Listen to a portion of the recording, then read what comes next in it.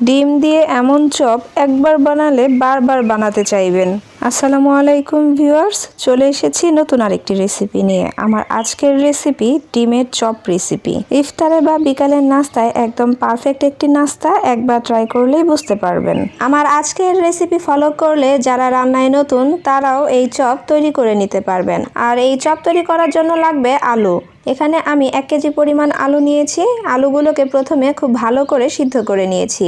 এখন একটা কাঁটা চামচের সাহায্যে ম্যাশ করে নিচ্ছি। আপনারা চাইলে পটেটো ম্যাশার দিয়ে এটাকে ম্যাশ করে নিতে পারেন, আবার চাইলে বাড়িয়ে কমিয়ে আলুগুলোকে নিতে পারেন। তো এখানে আমি ম্যাশ করে সব উপকরণগুলো দিয়ে দিচ্ছি। প্রথমেই দিয়ে দিচ্ছি স্বাদ মতো লবণ, 1 চামচ জিরার গুঁড়া, এখানে আমি ভাজা জিরার গুঁড়া নিয়েছি, 1 চামচ ধনিয়ার গুঁড়া, সাথে দিচ্ছি 1/2 চামচ গোলমরিচের গুঁড়া। গোলমরিচের গুঁড়াটা দিলে এটা খেতে বেশি টেস্টি হয়। আর দিচ্ছি 1 চামচ মরিচের গুঁড়া, সাথে আরও দিচ্ছি 3 থেকে 4টি কাঁচামরিচ কুচি। আমি এখানে একটু ঝাল করে তৈরি করছি, আপনারা চাইলে বাড়িয়ে কমিয়ে ঝালটা দিতে পারেন।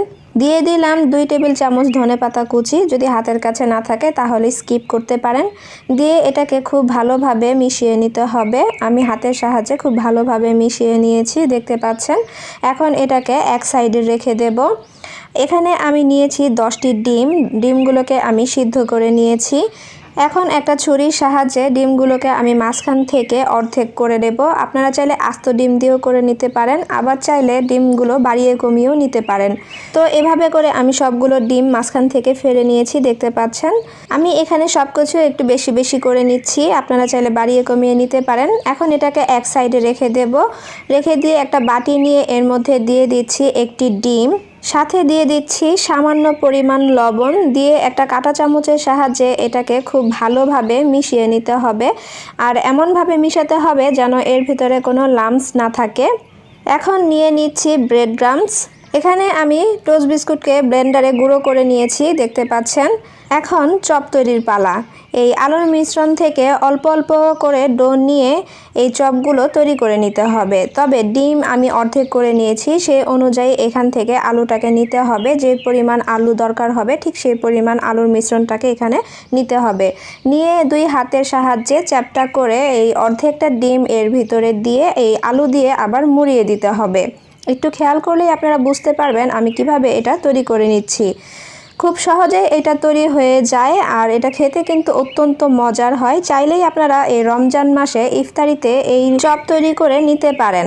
ইফতারের সব আইটেমের মধ্যে এই আইটেমটাও রাখতে পারেন। তো আমি একটা তৈরি করে নিয়েছি, দেখতে পাচ্ছেন। আর এভাবে করে আমি সবগুলোকে তৈরি করে নিয়েছি।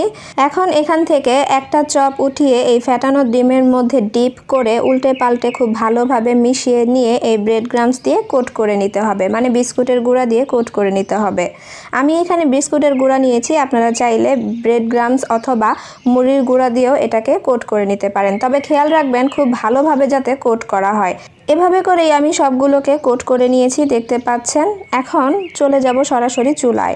চুলায় একটা প্যান বসিয়ে দিয়ে এতে পর্যাপ্ত পরিমাণে তেল দিয়ে গরম করে নিয়েছি। এখন চুলার আঁচ লো টু মিডিয়াম রেখে এই চপগুলো দিয়ে ভেজে নিতে হবে। তো যে পরিমাণ চপ এখানে দিয়ে ভাজা যাবে সেই পরিমাণ দিয়ে আপনারা ভেজে নিতে পারেন।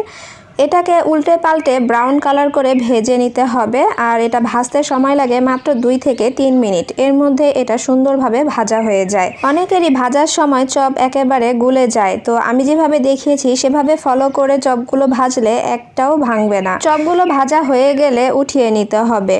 আর এভাবে করেই সবগুলো চপ ভেজে নিতে হবে। আমি এখানে চপগুলো ভেজে গরম গরম পরিবেশন করছি।